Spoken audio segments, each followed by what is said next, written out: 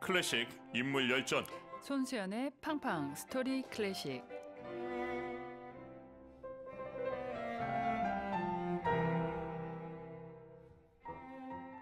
사랑하면 알게 되고 알게 되면 들립니다. 클래식 음악사의 한 획을 그은 특별한 연주자의 만남. 드라마틱한 삶을 살았던 음악가의 인생과 음악 이야기가 있습니다. 매주 금요일 클래식 연주자들의 영화 같은 인생 이야기를 들려주실 음악평론가 손수연 교수님, 안녕하십니까? 안녕하십니까? 잘 지내셨습니까? 네, 잘 지냈습니다. 여름에 맞아요. 또 이게 풀 색깔로 오늘. 네, 이제 5월이니까. 예. 네. 저는 이게 밝은 색깔 옷이 없어서 교수님 볼 때마다 부럽습니다. 하나 구입을 하시죠. 하나 이렇게 맞춤으로. 네, 제가. 예, 제가 따라가겠습니다. 네. 예. 별로 영어는 없으시네요. 아니요, 저도 이제 정경유착을 해야 하니까 하나 잘 구입해드리겠습니다. 저는 검은색이랑 회색 이렇게 두 가지 색깔만 거의 입는데 교수님 보면서 제가 반성하고 있습니다. 이렇게 에너지가 넘치게 전달을 해야 되는데 전달을 제가 못 해드리는 것 같아서. 아닙니다. 교수님은 그런 색이 어울리십니다. 검정색, 회색, 이런 어두운 종류의 색이 어울리시는 것 같습니다. 이게 뚱뚱한 사람들이 이렇게 어두운 색깔 옷을 많이 입어요. 아니요. 그래서 그런 건 아니고 네. 이 전체적으로 이미지랑 맞으시는 것 같아요. 한 이미지? 원색 이미지는 조금 아니시지 않나요? 여러분, 오늘도 시작하자마자 시작됐습니다.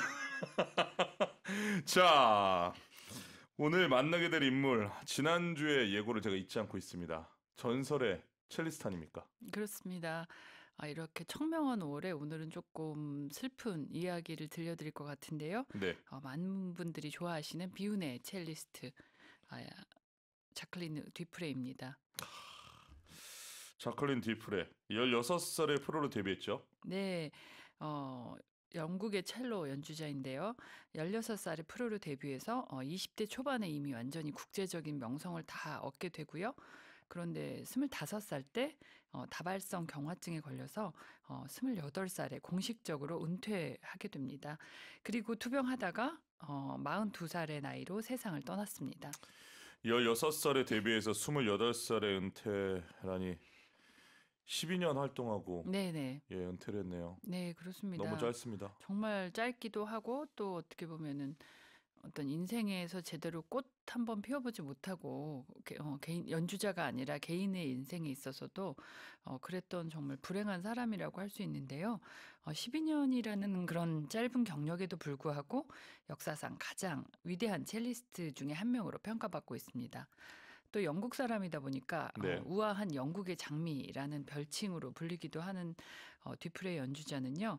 연주자 이 뒤프레라는 사람의 연주에 대한 몰입이 굉장히 강해서 어떤 음악이 주는 환희, 고통 이런 것들을 정말 온몸으로 적나라하게 표현하기 때문에 이렇게 연주하는 모습을 보다 보면은 뭔가 접신하고 있는 그런 느낌을 받습니다. 굉장히 뭔가 자신을 폭발시키는 그런 연주가 많았습니다. 또 연주 스케일이 굉장히 크고 또 파워풀하고 그런 만큼 풍부한 음색을 들려주는 데다가 아주 테크닉이 뛰어나서 천재 계열에 속하는 연주자라고 할 수 있겠습니다. 그렇습니다. 자클린 디프레, 역시 어릴 때부터 두각을 나타낸 신동 맞습니까? 네, 맞습니다. 1945년에 영국 옥스퍼드에서 태어난 뒤프레는요, 유복한 가정 환경에서 자라게 되는데요. 네. 4살 때 라디오에서 들리는 그 첼로 연주 소리를 듣고 저 소리를 내게 해달라고 나한테 달라 이렇게 이야기를 했다고 나한테 합니다. 달라. 저 네. 소리를 달라. 내게 이 해달라고 했다고 합니다. 라디오가 중요하네요. 네, 라디오가 중요합니다. 라디오는 정말 인생을 바꿀 수 있는 중요한 매체입니다. 네. 확실한 천재였다고 생각이 되고요. 또 부모님이 이 딸의 재능을 알아봐서 5살 때부터 영국의 길드홀 음악학교, 이제 영국에서는 이제 명문 음악학교인데 거기를 다니면서 첼로를 배웠고요. 정말 재능이 있다는 걸 알게 되면서부터 부모가 굉장히 열성적으로 뒷바라지를 해서 꾸준히 음악 교육을 받으면서 파블로 카잘스나 또 냉전 시기였는데도 1966년에는 직접 소련으로 들어가서 로스트로포비치한테 가르침을 받기도 했다고 합니다. 어머니가 피아니스트, 또 언니도 음악가였다고 들었습니다. 네, 어머니도 피아니스트였고요. 언니가 또 플루티스트였습니다. 힐러리 뒤프레라고 하는데요. 이 언니 힐러리 뒤프레와 함께 뒤프레 자클린느는 다양한 지역 음악 대회에 참가하면서 우승하고 또 이름을 알리기 시작합니다. 자매 연주단으로 굉장히 유명했습니다. 그래서 그 다음에 이제 이 제클린 뒤플레가 따로 1961년 3월에 16살의 나이로 런던 위그모홀에서 공식적으로 데뷔를 합니다. 언니와 함께 콩쿠르 많이 나갔군요. 네, 콩쿨 굉장히 많이 나가고 연주 활동을 많이 해서 이 뭐 언니는 동생만큼의 어떤 천재적인 재능은 없었지만 하여튼 나름대로는 뛰어난 연주자였던 것 같아요. 그래서 언니하고 굉장히 연주 활동을 많이 하고 다녔습니다. 학교 교육을 받지 않았다. 사실입니까? 이렇게 데뷔할 수 있습니까? 학교 교육을 받지 않고? 네, 그 음악 교육에 이제 집중을 하고 네. 하여튼 역시 부모가 또 좋은 영국의 명문학교에 넣었는데 따라가지를 못했다 그래요. 그래요? 오로지 음악이나 첼로에만 관심이 있어서 이제 결국은 14살에 학교를 그만두고요. 정식 학교 교육은 여기서 멈춥니다. 14살에 멈추고 이후로는 첼리스트로만 살았다고 하는데요. 그러니까 정말 특히나 많은 기악의 연주자들은 철학, 문학, 인문학 이런 거에 대한 교양이 굉장히 깊고 또 지식이 풍부한 거에 비해서 뒤프레는 그런 점에서는 조금 지식이 많이 부족했다고 합니다. 또 음. 일반 교양이나 시사 이런 데도 좀 부족해서 어, 그 당시 이제 동시대 활동했던 비틀즈 가 두 명인 줄 알았다고 얘기를 할 정도로 네 별로 그런 음악 와. 첼로 이외에는 그런 다른 세상에는 관심이 거의 없었던 것 같아요. 그리고 그거에 대한 어떤 교양이나 지식이 없어서 오로지 어떤 첼로만을 위해서 살았다라고 볼 수 있습니다. 뒤프레 정도면 몰라도 되지 않습니까? 몰라도 되는데 그래도 네. 그때 당시 이제 세계를 하게 했던 그런 팝스타의 출연이었는데도 거의 동년배잖아요. 네. 45년생이고 60년대 같이 데뷔했는데도 관심도 없었거니와 뭐 그거에 대한 어떤 지식 이런 게 하나도 없어가지고 비틀즈에 대한 상식조차도 별로 없을 정도로 그런 일반 시사, 교양 이런 데는 굉장히 좀 지식이 짧았다 이렇게 말씀을 드릴 수 있습니다. 그래서 그래서 그런지 어떤 뒤프레 연주는 거침이 없고 이성보다는 감성에 치우친 그런 음악적 본능에 치우친 그런 자유분방한 연주라는 평가를 많이 받습니다. 저는 그래서 뒤프레가 더 멋있게 보입니다. 네.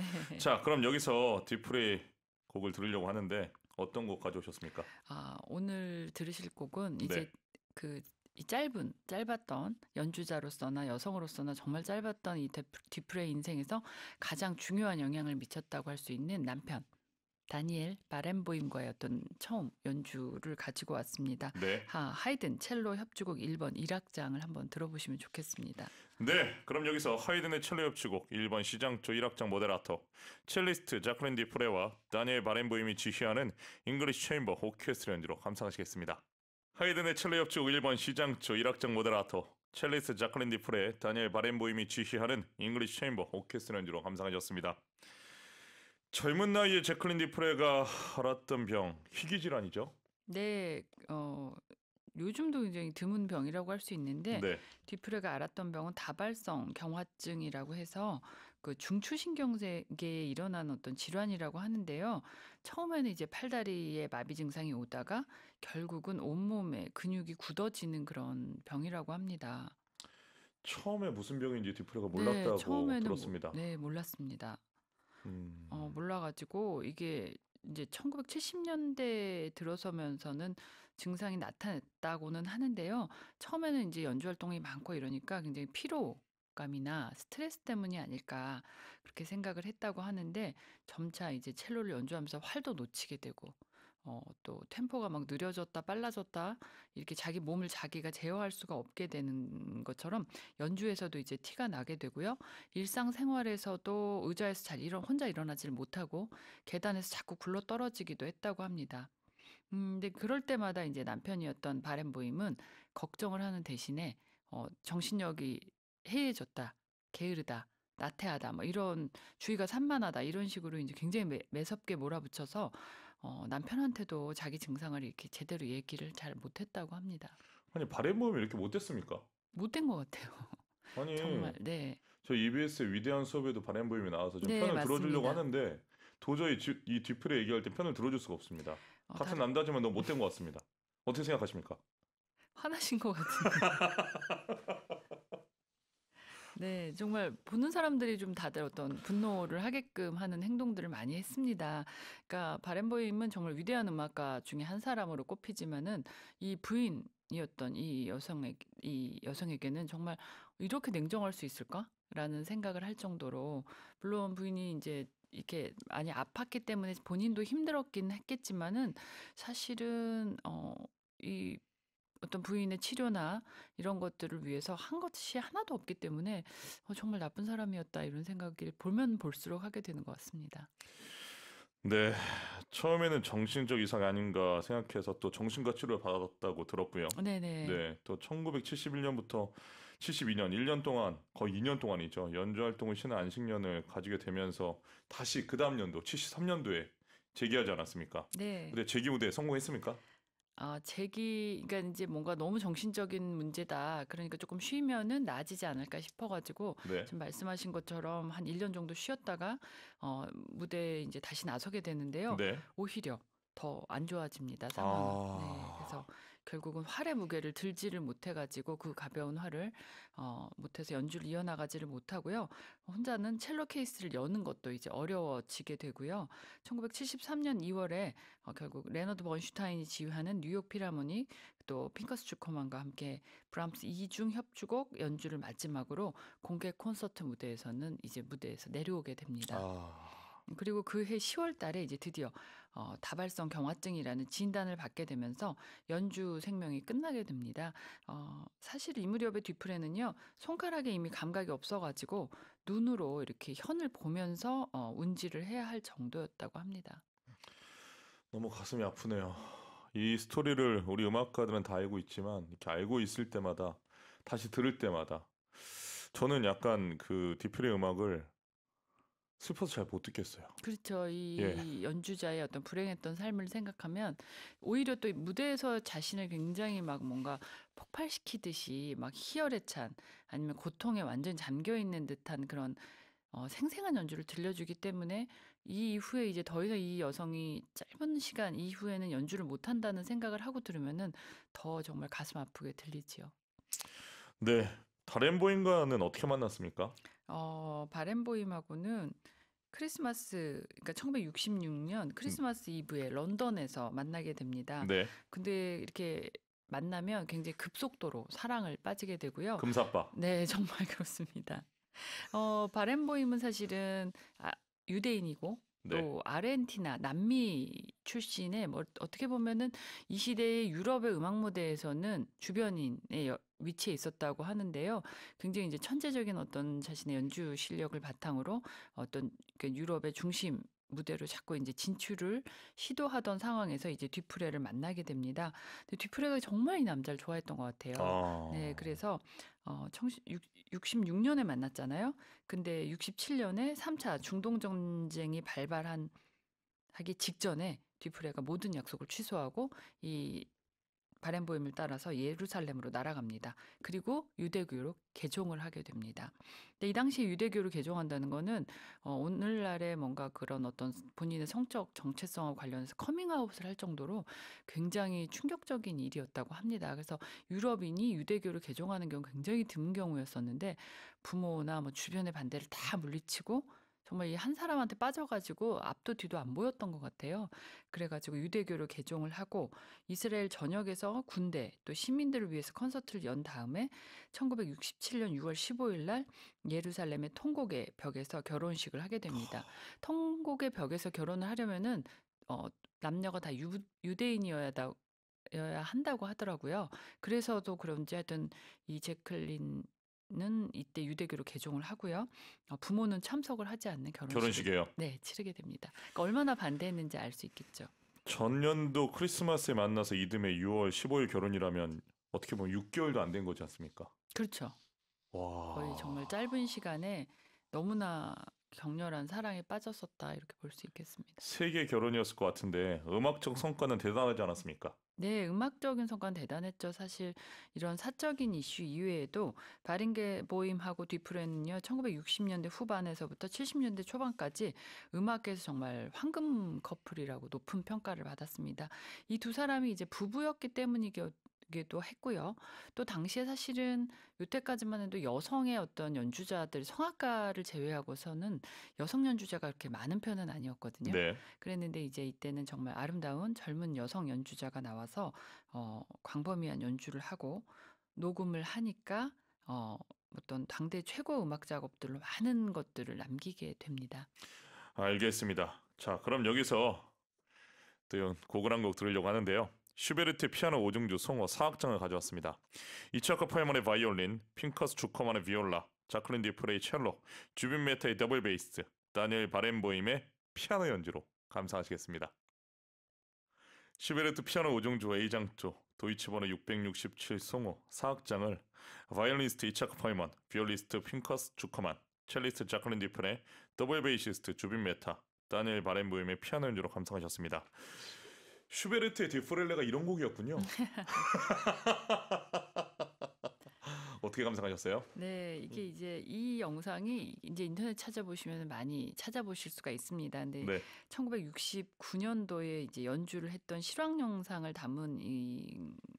담은 영상인데요. 정말 듀프레가 첼로를 연주하고 바렌보임이 피아노를 연주하고 이자크 펄만이 바이올린 그리고 또 비올라가 핑커스 주커만 그리고 지휘자로 지금은 세계적인 명성을 떨쳤던 주빈 메타가 더블 베이스를 맡게 되잖아요. 그래서 정말 현재의 클래식 음악계의 어떤 전설적인 대표적인 거장으로 인정받는 인물들이 총출동하게 되고 이 사람들이 이젠 다 80이 넘었잖아요. 네. 그래서 거의 이제 연주 활동을 거의 이제 잘 안 하고 또 아픈 분들도 많은데 정말 이분들이 어떤 젊은 시절 반짝반짝 빛나는 그런 젊은 시절을 모습을 볼 수 있다는 점에서도 굉장히 가치가 있는 영상입니다. 여기에서 딱 한 사람 이제 듀프레만 이 세상 사람이 아니게 됐기 때문에 더 안타깝게 여겨지는 그런 영상이고 연주라고 생각이 되는데요. 정말 이때까지만 해도 정말 세상에 거칠 것이 없었던 너무나 행복하기만 했던 사람들이었는데 바렌보임과 또 듀프레 역시 그랬다가 이제 70년에서부터 이 듀프레 병세가 나타나면서 이제 이 사람들의 어떤 균열, 비극이 시작이 된다 볼 수 있겠습니다. 네. 자클린 디프레이의 이 병이 나아지는 게 아니라 점점 악화되지 않았습니까? 그렇죠. 이 병이 뭐 좋아지는 병이 아니었기 때문에 뒤풀의 실수가 이제 점점 더 잦아지게 됐죠. 그래서 네. 은퇴하기 전까지 평단에서도 처음에는 이 뒤풀이가 데뷔하고 연주를 했을 때는 너무너무 훌륭해서 우리를 미치게 한다라고 평가를 받았었는데 그 연주가 이제는 엉망진창인 연주 때문에 우리를 미치게 한다라는 평가로 바뀔 무렵에 정말 마음이 아픕니다. 바렌보임 또한 뒤프레를 떠납니다. 유대인 피아니스트 같은 그런 러시아의 유대인 피아니스트였던 엘레나 바슈키로바하고 내연 관계를 맺게 되는데요. 뒤프레의 병세가 점점 깊어지는 동안에 비밀리에 음. 아이를 둘이나 낳게 됩니다. 그리고 그거를 굉장히 비밀에 붙였습니다. 뒤프레는 평생 몰랐다고 하는데 정말 알았는지 몰랐는지도 알 수 없을 정도였죠. 본인의 의사 표현도 어려웠으니까요. 그리고 뒤프레는 그런데도 투병 기간 내내 단 한 번도 찾아오지 않았던 남편을 기다렸다고 합니다. 이후에도 바렌보임은 뒤프레의 장례식에만 딱 한 번 갔고요. 묘지에도 가보지를 않았습니다. 근데 그런데도 남편이 가보지 않았던 이 뒤프레 묘비명에는 제칼리니 뒤프레, 다니엘 바렌보임이 사랑했던 아내 이렇게 쓰여 있습니다. 지금도 보시게 되면. 그리고 또 죽기 전에는 이런 말도 했다고 합니다.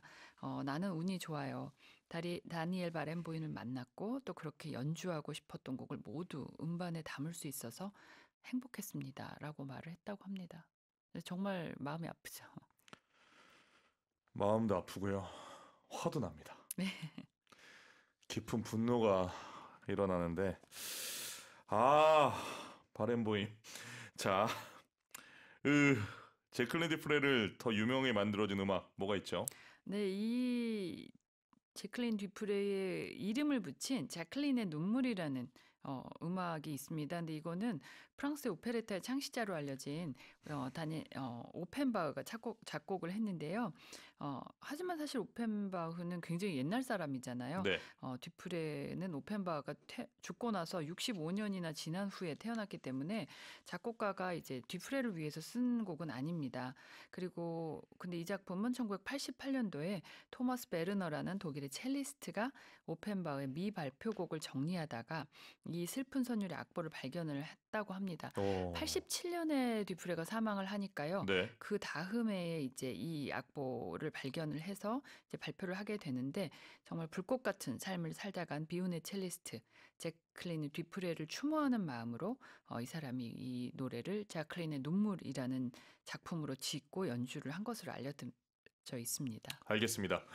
어서 감상해 보겠습니다. 오펜바흐의 자클린의 눈물, 첼리스트 토마스 베르너와 미넨 체인버 오케스트라의 연주로 감상하시겠습니다. 오펜바흐의 자클린의 눈물, 첼리스트 토마스 베르너와 미넨 체인버 오케스트라 연주로 감상하셨습니다. 오늘은 좀 마음이 허한데요. 네, 마음이 많이 가라앉으시게 될 겁니다. 연주를 들으실수록 이 음악을 이 연주자의 생애를 듣고 음악을 들으시니까 더 마음이 아프시죠? 네. 참 오늘 원래 우리 팡팡은 즐거워야 되는데 네, 그런데도 이런 날도 있네요. 개인적으로 자클린 듀프레 연주 중에서 어떤 곡 좋아하십니까? 네, 오늘 시간 때문에 제가 이제 요거는 못 가져왔는데요. 네. 바렌보임하고 함께 협연을 했던 엘가의 첼로 협주곡. 원래 정말 이거에 묻혀있던 곡을 듀프레에 의해서 다시 재발굴하게 된 곡이라고 할 수 있어서 이 영국 작곡가 엘가의 첼로 협주곡을 다니엘 바렌보임의 지휘랑 또 자클린 듀프레의 첼로 연주로 한번 들어보시면 좋겠습니다. 네, 오늘 저는 다니엘 바렌보임을 오늘 하루는 미워하도록 하겠습니다. 네. 그렇지만 네. 아마 다음 주에도 미워하실 것 같습니다. 다음 주 연주자가 바로 다니엘 바렌보임입니다. 그렇습니까? 좀 의도적으로 기획하신 것 네, 같은데. 의도적으로 치밀하게 깔아봤습니다.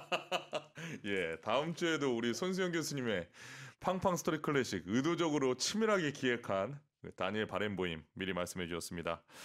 자, 오늘 자클린 듀프레에 대해서 이야기를 나눴는데요. 여러분 정말 가슴 아픈 스토리입니다. 하지만 그가 남긴 음악은 우리에게 영원히 남아있고 더 아름답게 잊혀지지 않을 거라 생각합니다. 그렇죠, 교수님? 네, 그렇습니다. 짧았기 때문에 더 귀중하고 소중한 그런 연주가 되지 않았나 생각합니다. 네, 여러분 오늘 방송 어떻게 들으셨습니까? 기억이 나신다면 자클린 듀프레의 음악 앞으로도 많이 사랑해 주시고요. 우리가 그의 음악을 들을 수 있다는 것 자체도 행복이지 않을까라고 다시 한번 생각해 봅니다. 오늘 손수연의 팡팡 스토리 클래식 첼리스트 제플린 듀프레의 인생 스토리로 함께했습니다. 고맙습니다.